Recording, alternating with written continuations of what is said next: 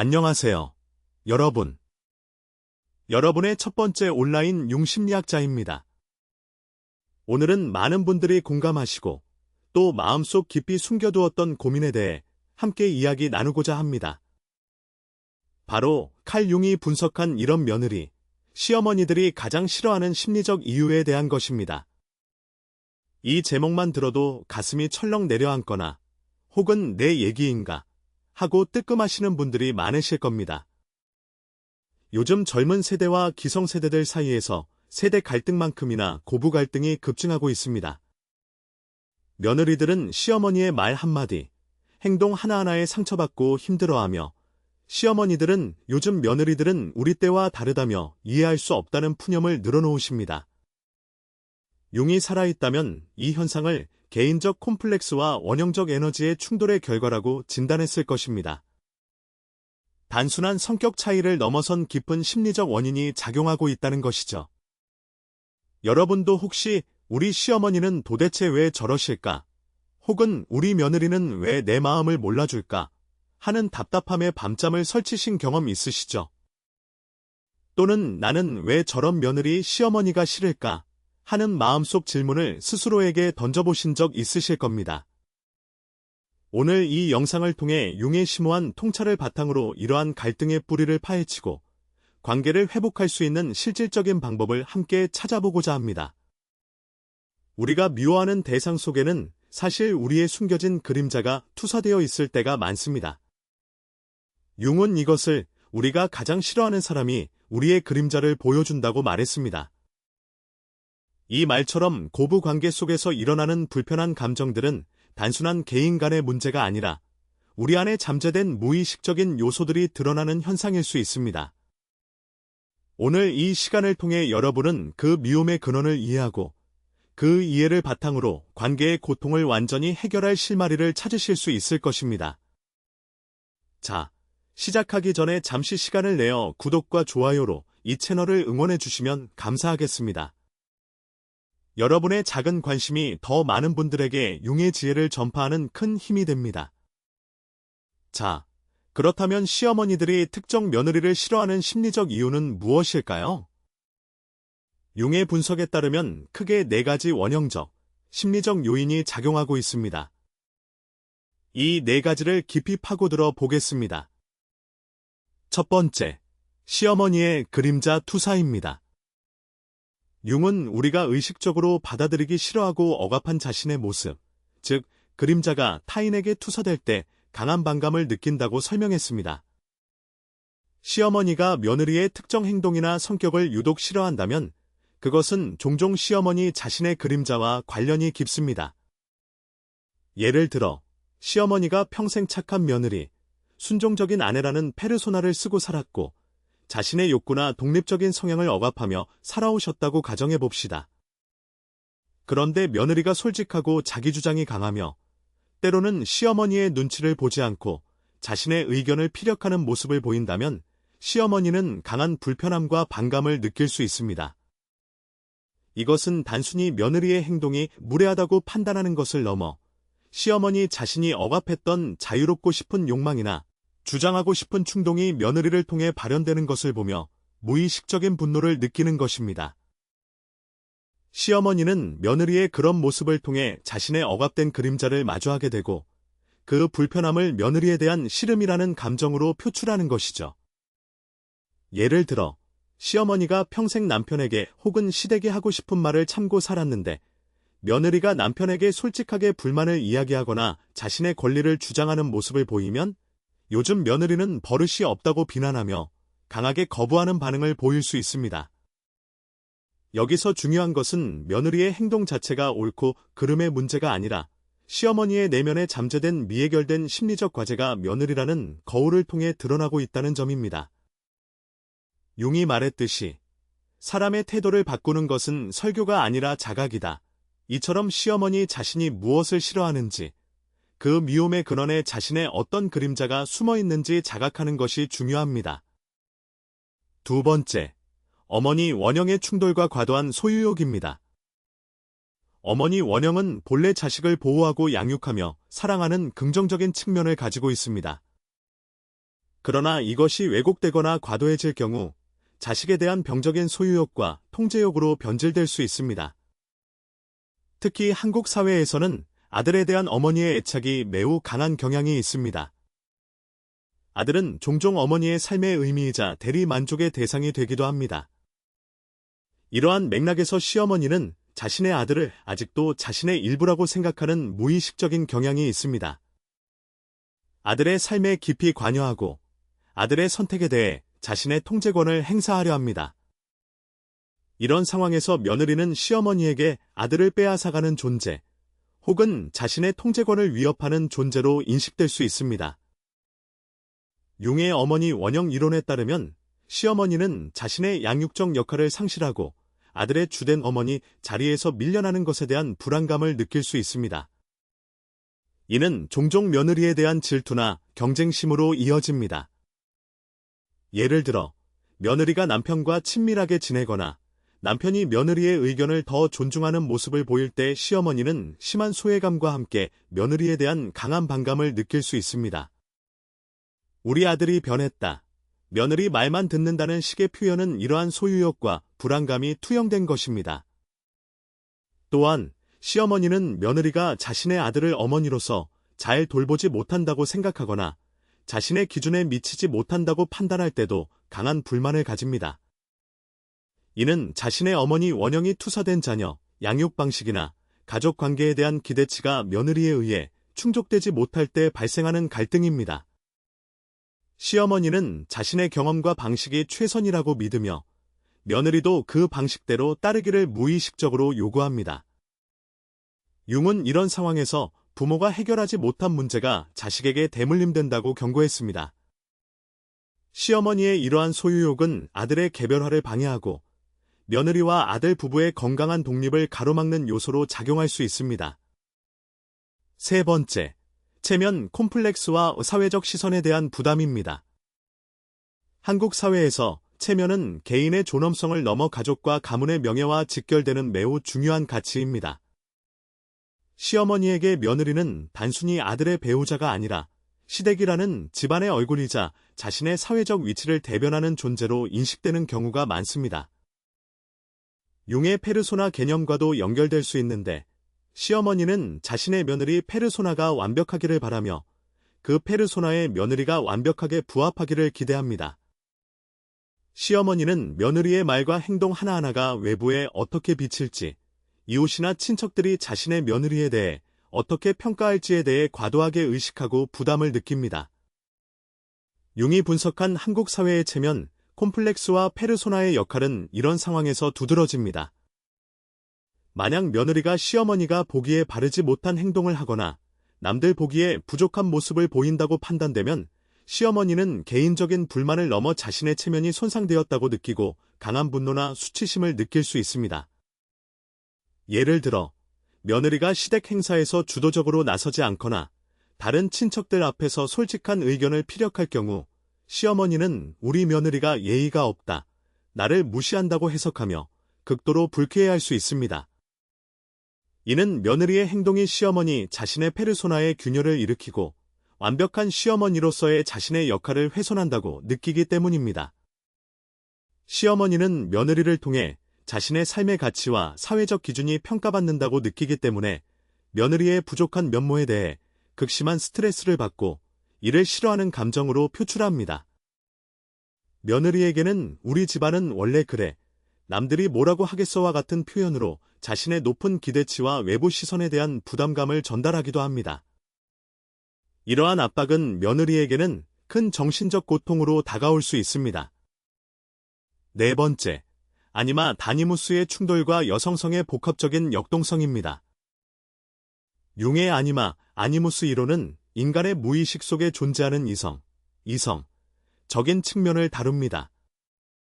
특히 시어머니와 며느리의 관계는 두 여성 간의 관계이지만 융은 이 관계를 아니마와 아니무스의 충돌이라고도 분석했습니다. 여기서 아니무스란 단순히 남성과 여성의 생물학적 성을 넘어 인간 내면에 존재하는 남성적, 여성적 원리를 의미합니다.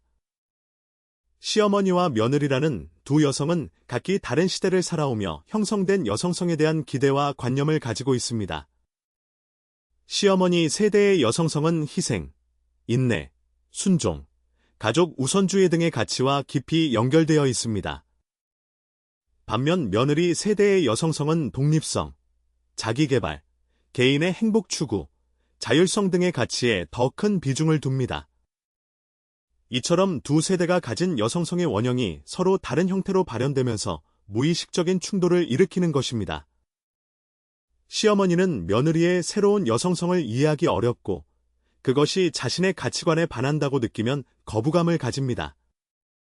며느리 또한 시어머니의 전통적인 여성성을 억압적이거나 답답하다고 느끼며 반발할 수 있습니다.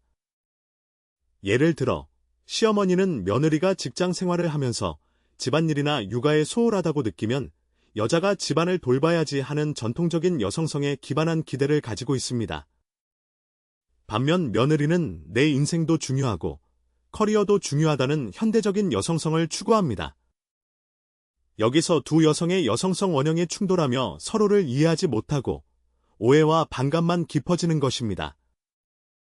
시어머니는 며느리에게서 자신이 미처 살아보지 못한 또 다른 여성성을 보며 불편함을 느낄 수도 있고, 며느리는 시어머니에게서 자신이 벗어나고 싶어하는 과거의 여성성을 보고 반발심을 느낄 수 있습니다. 단순히 두 여성이 싸우는 것이 아니라 서로 다른 여성성의 원형이 충돌하는 것입니다. 융은 이를 통해 만나는 모든 사람이 우리의 거울이다라는 깨달음을 주고자 했습니다. 이처럼 고부 갈등은 개인의 문제뿐만 아니라 세대 간 여성성이라는 원형적 가치관의 충돌이기도 합니다. 이처럼 시어머니가 며느리를 싫어하는 심리적 이유는 며느리 자체의 문제가 아니라 시어머니 자신의 내면에서 해결되지 않은 그림자, 과도한 소유욕으로 변질된 어머니 원형, 사회적 시선과 체면에 대한 부담감, 그리고 세대 간 여성성 원형의 충돌 등 복합적인 요인에서 비롯됩니다. 이제 융의 지혜가 담긴 이야기 속으로 들어가 보겠습니다. 우리 주변에서 흔히 볼 수 있는 시어머니 옥순 여사님과 며느리 지연 씨의 이야기입니다. 옥순 여사님은 평생을 남편과 아들을 뒷바라지하며 헌신적인 삶을 살아오신 분이셨습니다. 젊은 시절 남편의 사업 실패로 마음고생도 심하셨지만 억척스럽게 생활력을 발휘하여 가정을 지켜내셨죠. 옥순 여사님의 인생에서 가장 큰 보람은 훌륭하게 자라준 외동아들 준호였습니다. 준호는 어머니의 기대에 부응하던 명문대를 졸업하고 대기업에 취직했으며 잘생긴 외모와 젠틀한 성격으로 주변의 부러움을 한몸에 받았습니다. 옥순 여사님은 아들 준호가 자신의 삶의 전부이자 존재 이유라고 생각하셨습니다. 그런 아들 준호가 결혼을 한다고 데려온 여자가 바로 지연 씨였습니다. 지연 씨는 준호와 동갑내기였고 외국계 회사에 다니는 당찬 커리어 우먼이었습니다. 밝고 긍정적인 성격이었지만 자기 주장이 뚜렷하고 때로는 솔직함이 지나치다고 느껴질 만큼 직설적인 면도 있었습니다. 옥순 여사님은 처음 지연 씨를 만났을 때부터 마음 한구석이 불편했습니다. 요즘 애들은 다 그런가 싶으면서도 왠지 모르게 자신과는 너무나 다른 지연 씨의 모습이 거슬렸습니다. 신혼 초부터 작은 마찰들이 시작되었습니다. 어느 날 준호 부부가 주말에 시댁에 방문했습니다. 옥순 여사님은 며느리를 위해 손수 준비한 산해진미를 상다리가 부러지게 차려놓으셨죠. 지연 씨는 음식을 맛있게 먹었지만 어머니, 너무 고생하셨어요. 다음부터는 음식 너무 많이 하지 마세요. 저희가 부담스러워요 오라고 말했습니다. 옥순 여사님은 이 말을 듣는 순간 가슴이 서늘해지는 것을 느끼셨습니다. 내가 며느리 좋으라고 한 일을 이렇게까지 말하다니. 속으로 생각하셨죠. 며느리가 자신을 배려해서 한 말이라는 것을 머리로는 알았지만 마음 깊은 곳에서는 내 정성을 무시하는구나, 감사할 줄도 모르는구나 하는 섭섭함이 파도처럼 밀려왔습니다. 식탁 위에는 반찬 냄새가 가득했지만 옥순 여사님의 마음에선 싸늘한 침묵이 흘렀습니다. 이 사건 이후 옥순 여사님은 지연 씨에게 묘한 반감을 가지기 시작했습니다. 며느리가 자신의 방식으로 집안일을 하지 않거나 아들 준호에게 오빠, 이건 이렇게 해줘 라고 당당하게 요구하는 모습을 볼 때마다 옥순 여사님은 한숨을 쉬셨습니다. 저렇게 자기 고집만 내세우니 어쩌나 우리 아들이 힘들겠네 같은 생각이 머릿속을 맴돌았습니다.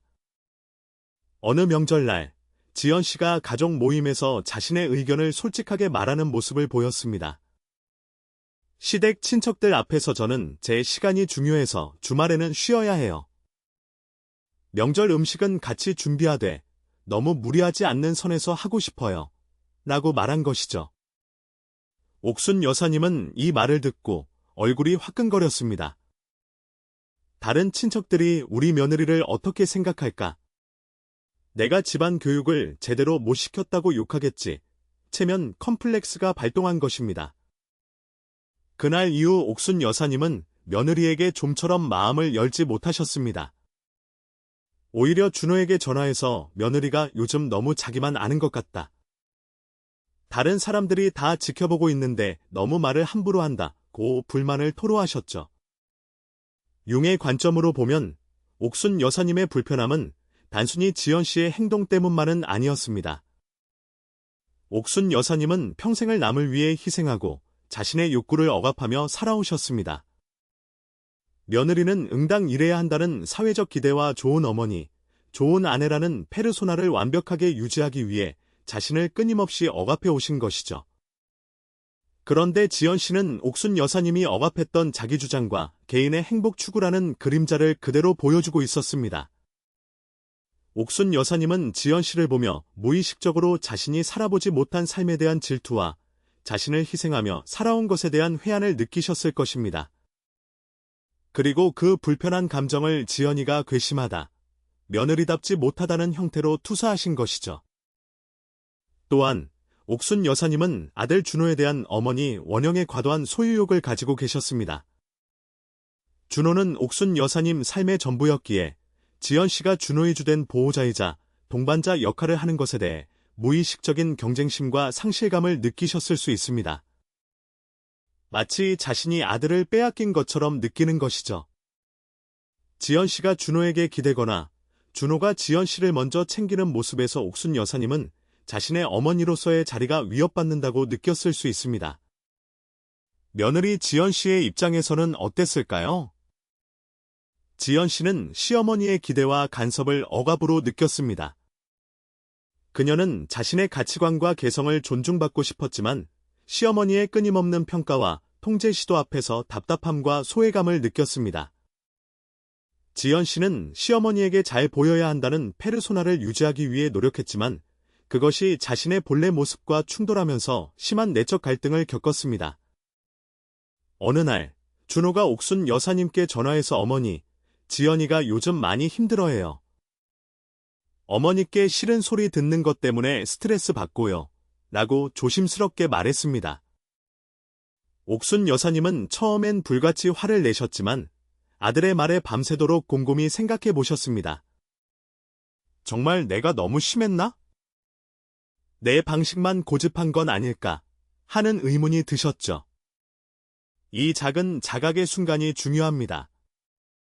융은 진정한 자아가 되는 것이 인생의 목표다라고 말했습니다. 옥순 여사님에게는 자신의 그림자를 돌아보고 아들에 대한 과도한 소유욕을 놓아주는 개별화의 과정이 필요했고, 지연 씨에게는 시어머니의 기대를 모두 충족시키려 하기보다 자신의 중심을 잡는 개별화가 필요했습니다. 이처럼 고부 갈등은 어느 한쪽의 잘못이 아닙니다. 두 사람 각자의 심리적 상처와 무의식적 원형들이 충돌하면서 발생하는 복합적인 현상입니다. 옥순 여사님은 지연 씨의 모습을 통해 자신이 억압했던 자유로움을 무의식적으로 만나게 되었고, 지연 씨는 시어머니를 통해 사회적 기대와 개인적 욕구 사이의 갈등을 경험하게 된 것입니다. 그렇다면 우리는 이 복잡한 고부 갈등을 어떻게 해결해 나갈 수 있을까요? 융의 심리학은 구체적이고 실용적인 해결책을 제시합니다.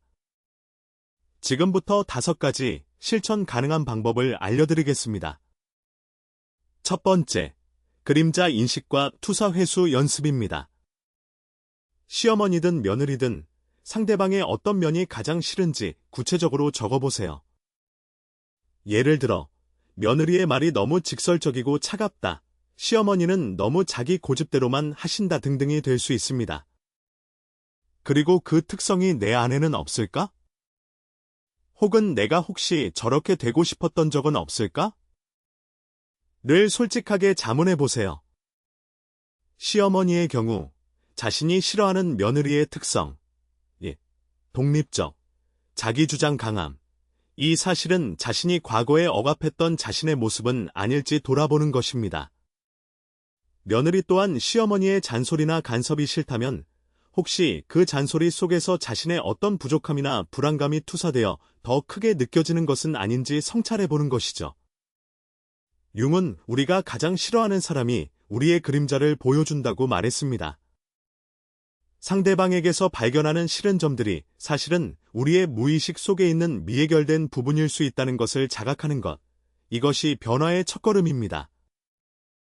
매일 밤 자기 전 5분씩 이 질문을 스스로에게 던져보는 연습을 해보십시오. 상대방 탓하기 전에 내 마음을 들여다보는 습관을 들이는 것이 중요합니다. 두 번째, 명확하고 온화한 경계 설정 대화법입니다. 갈등 상황에서 나는 괜찮다고 말하며 참는 것이 미덕이라고 생각하시나요? 아닙니다. 융은 상처받지 않고는 성장할 수 없다고 했습니다. 건강한 관계를 위해서는 적절한 경계 설정이 필수적입니다. 특히 며느리의 경우 시어머니의 과도한 간섭이나 비난에 대해 명확하지만 감정적이지 않은 방식으로 경계를 설정해야 합니다.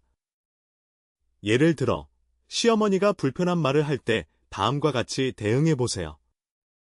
어머니, 그 말씀, 며느리 친구들한테도 그렇게 하세요? 상대방의 행동이 일반적인 상식에 어긋남을 환기시킴. 제가 어머니의 딸이라면 어떻게 느꼈을까요? 상대방의 입장에서 생각해 보도록 유도. 어머니의 마음은 알겠지만 저는 이 부분에서는 제 생각이 좀 다릅니다. 이 부분은 제 선에서 처리하고 싶습니다. 존중하면서도 자신의 입장을 명확히 함. 존중받고 싶으시면 먼저 존중해 주세요. 상대방의 존중을 요구. 이러한 표현들은 감정적으로 대응하지 않으면서도 자신의 경계를 분명히 합니다. 시어머니 역시 며느리에게 일방적인 기대를 하기보다 며느리가 독립된 인격체임을 인정하고 존중하는 태도를 보여주셔야 합니다. 모든 관계에는 경계가 필요합니다. 사랑은 무한하지만 희생은 한계가 있다는 것을 기억하십시오. 세 번째, 아니무스 대화를 통한 여성성 이해입니다. 시어머니와 며느리는 같은 여성으로서 서로 다른 시대의 여성성을 대변합니다. 시어머니는 전통적인 어머니 원형에 가까울 수 있고, 며느리는 현대적이고 독립적인 여성의 모습을 대표할 수 있습니다. 서로의 여성성 원형을 이해하려는 노력이 필요합니다. 예를 들어, 시어머니는 며느리가 자신의 삶을 즐기려는 모습을 이기적이라고 판단하기보다 요즘 시대의 여성들은 저렇게 자신의 삶을 주체적으로 꾸려나가는구나 하고 이해하려는 열린 마음을 가져야 합니다.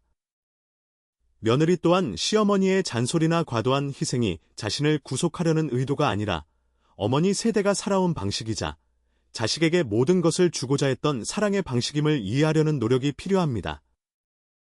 각자의 내면에 존재하는 다니무스, 자신이 생각하는 이상적인 여성상 남성상과 대화하며 타인의 여성성을 자신의 잣대로 판단하지 않고 다양성을 인정하는 연습을 해보십시오.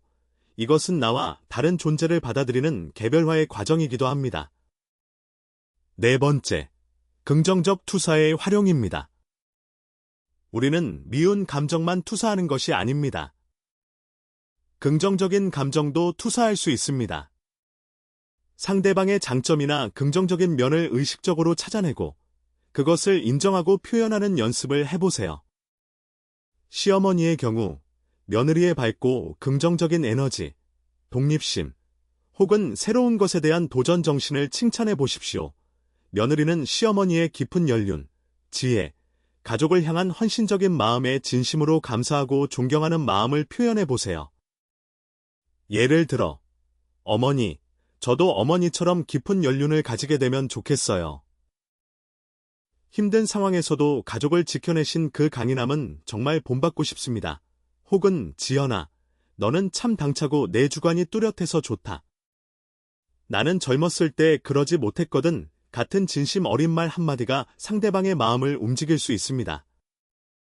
긍정적인 에너지를 주고받으면서 서로에 대한 이해의 폭을 넓힐 수 있습니다. 5번째, 개별화를 향한 꾸준한 노력입니다. 융심리학의 궁극적인 목표는 개별화입니다. 개별화는 개인이 자신의 참된 자아를 발견하고 실현하는 과정입니다. 시어머니든 며느리든 상대방에게 자신을 맞추려 하거나 상대방을 바꾸려 하기보다 먼저 자기 자신의 내면을 들여다보고 자신의 미해결된 과제를 해결하는 데 집중해야 합니다. 시어머니는 아들을 향한 과도한 소유욕을 내려놓고 자신의 삶의 의미를 아들이 아닌 자신에게서 찾아야 합니다.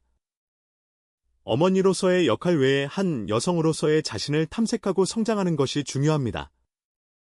며느리 또한 시어머니의 기대에 대한 부담감에서 벗어나 자신의 가치와 신념에 따라 삶을 주체적으로 꾸려나가야 합니다. 좋은 며느리라는 페르소나에 갇히기보다 자신의 본래 모습을 존중하고 사랑하는 연습을 해야 합니다. 개별화는 자신을 찾아가는 고통스러운 과정이지만 이 과정을 통해 우리는 타인과의 관계에서도 건강한 자아를 확립하고 진정한 평화를 찾을 수 있습니다. 융은 진정한 자아가 되는 것이 인생의 목표다라고 했습니다.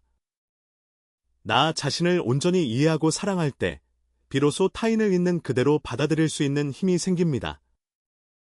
사랑하는 여러분, 지금까지 정말 고생 많으셨습니다. 시어머니와 며느리 관계는 우리 사회의 가장 복잡하고도 예민한 관계 중 하나입니다.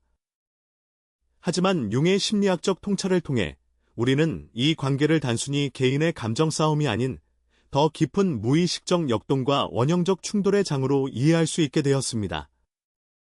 이러한 이해는 우리에게 문제의 근원을 볼 수 있는 눈을 열어주고 해결의 실마리를 제공합니다. 기억하십시오. 작은 변화가 큰 차이를 만듭니다. 오늘부터라도 이 5가지 실천 가능한 방법들 중 하나라도 꾸준히 시도해보세요. 어쩌면 처음에는 어색하고 불편할 수 있지만 꾸준히 노력한다면 분명 관계에 긍정적인 변화를 가져올 수 있을 것입니다. 융의 지혜로 새로운 시작을 만들어 보세요. 여러분은 혼자가 아닙니다. 이 길을 함께 걸어가며 자신의 내면을 탐색하고 건강한 가족 관계를 만들어 나갈 수 있습니다. 이 과정에서 얻은 여러분의 경험과 깨달음을 댓글로 나눠주시면 감사하겠습니다. 여러분의 이야기가 다른 많은 분들에게 용기와 지혜를 줄 수 있습니다. 혹시 오늘 영상에서 다루지 못한 구체적인 고부 갈등 상황이나 다른 가족 문제에 대해 궁금하신 점이 있다면 언제든지 댓글로 남겨주십시오. 다음 영상에서는 부모와 자식 간의 성과 압박, 성공 콤플렉스와 그림자 투사에 대해 융의 관점으로 깊이 있게 다뤄보도록 하겠습니다. 여러분의 빛나는 개별화를 응원합니다. 다음 영상에서 다시 만나 뵙겠습니다. 감사합니다.